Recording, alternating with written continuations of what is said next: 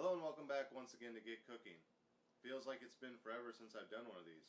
Maybe that's because it has been forever since I've done one of these.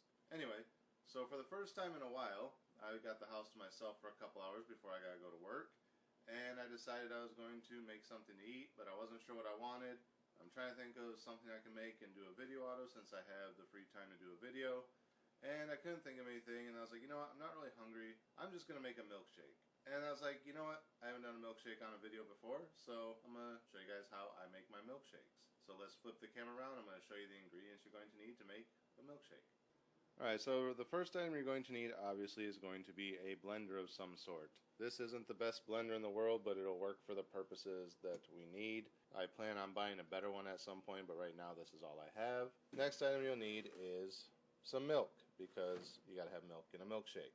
Next item you're going to need is your favorite type of ice cream, or in this case I'm just using vanilla because I'm going to be adding some stuff to it. Next thing I'm going to be adding is a little bit of chocolate syrup. This is Hershey's, other brands are available, or you could just use chocolate ice cream. Or I'm going to add in a small handful of double stuffed Oreos here, or you can use cookies and cream ice cream, or whatever your favorite ice cream happens to be. If you want to throw some fruit and stuff into this, some people like bananas and strawberries and stuff, throw it in there. Who gives a crap? You might just want to balance what all you're throwing in at the same time. So that is the ingredients that we're going to need to make our milkshake. So now, let me reposition the camera and we'll get started. Alright, so the first thing up we're going to do is open up our ice cream, and somewhere on here is a little pull down tab that'll let you get under this easier right there. And that'll let me pull that right off. And we're also going to need our blender. Let's go ahead and take the top off, and we'll just set that right there. Now over here in my drawer I have my ice cream scooper. This is a metal ice cream scooper. The reason I like this metal one better than my plastic one is because if you heat these up a little bit, they cut through the ice cream real nice and easy, and you don't have to sit there and struggle with it trying to scoop it, only getting that little tiny half scoop. So I'm going to run this under some hot water real quick and then we'll start. Alright, so I've also grabbed a coffee cup with some hot water in it here, and we're just going to dunk this in there for a second. And then once that's nice and warm, we're just going to scoop out some ice cream. Look how soft that cuts right through there with it being nice and warm metal. So we want 1, 2,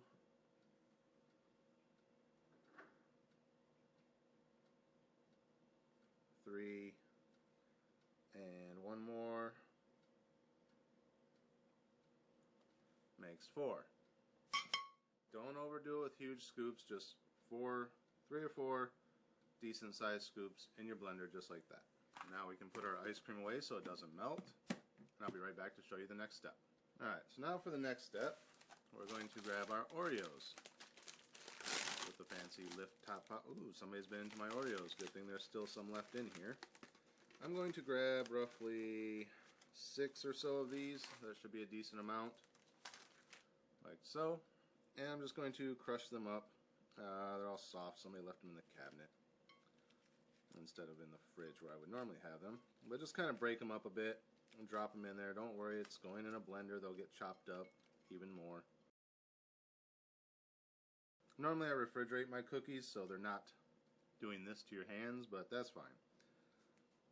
So get all those little bits in there. I'm going to go wash my hands. I'll be right back. Alright, the other problem is these are double stuffed Oreos, so they have a lot more cream in them than I actually want. I don't really like the double stuffed ones, but that's what somebody bought.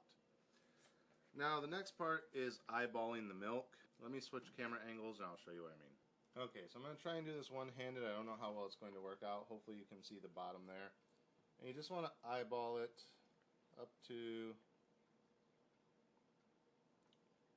about halfway up your ice cream. So probably about right there. I don't know if you guys can see that. I filled it up to just about here, which is right on the 2-cup line according to my blender, but you don't want it past the ice cream. That's the one problem people usually have, is they put way too much milk in it, and then it's real thin and not even really a milkshake. Alright, let me switch the camera back and we'll show you the next step. Alright, so the next step obviously is going to be adding in some of our Hershey syrup. So this again, just kind of eyeball it. I just kind of do like a crosshatch drizzle across the top. If you don't know what a crosshatch is, it's basically when you go kind of in a zigzag this way and then the opposite way. And just get a decent amount in there. You don't need a whole lot. Now we're going to pop the lid on this, And let me reposition again and I'll show you how to blend it.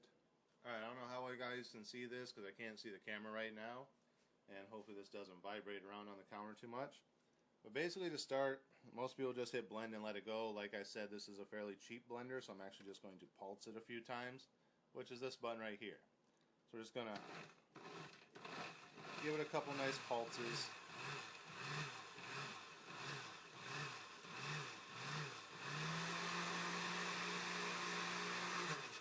And give it a little bit of a shake to knock everything down to the bottom. Another little shake. That's just letting you know you still got big chunks of stuff in there that it's trying to cut up, otherwise you're just swirling the milk around.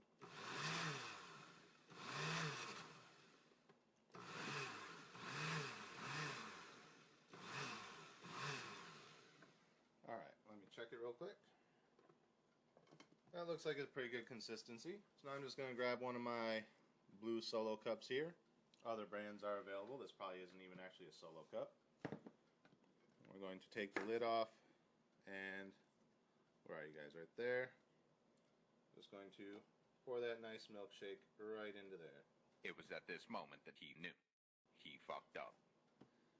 I think I had a little bit more milk in there than I wanted, or it was all the extra syrups and stuff. So it's not quite as milkshakey as I would have liked, but it'll work. Alright, let me reposition the camera and we'll be back to try it. Alright, and we're back with our milkshake. I found me a straw that I'm going to put in there. And normally if you make it right, like I said, I made this one a little bit thinner than I would have liked, so maybe cut it back to like 1.5 cups instead of 2 cups if you're actually doing precise measurements. But normally if I had it right, that straw would stand up perfectly like that and not fall over. This one's falling over, but it's still thick enough, so let's take a sip and see how it tastes. Cheers.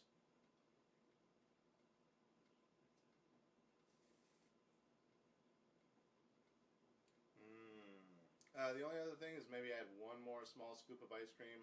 If you're going to go to the 2-cup mark, that probably would have balanced it out real good. Normally at work we use 4 scoops and eyeball the milk, and it usually comes out perfect.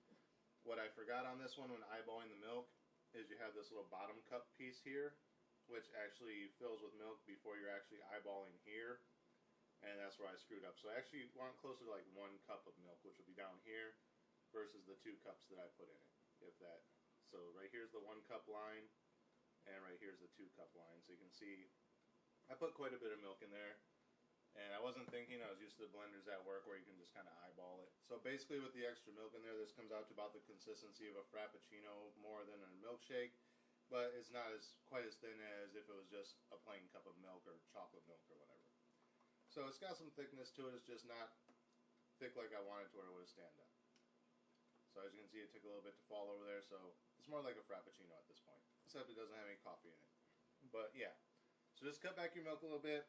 If it comes out too thin, just throw a couple extra scoops of ice cream in it, reblend it. It should be fine. This is fine for me, so I'm going to go enjoy this. You guys enjoy the rest of your day, and until next time, get cooking.